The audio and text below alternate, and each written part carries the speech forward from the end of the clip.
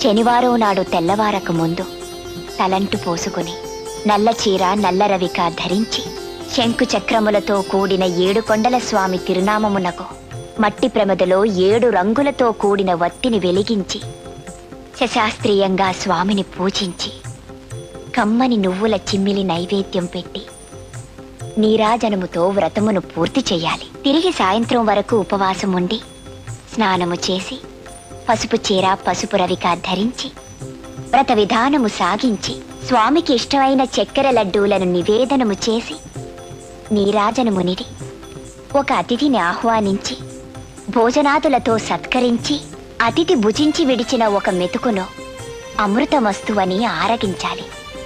అప్పటికి ఆనాటి శనివార వ్రతం పూర్తవుతుంది. ఈ విధంగా 7 శనివారములు వ్రతమును చేసినచో ఉద్దేశించిన సత్ఫలమును పొందగలరు.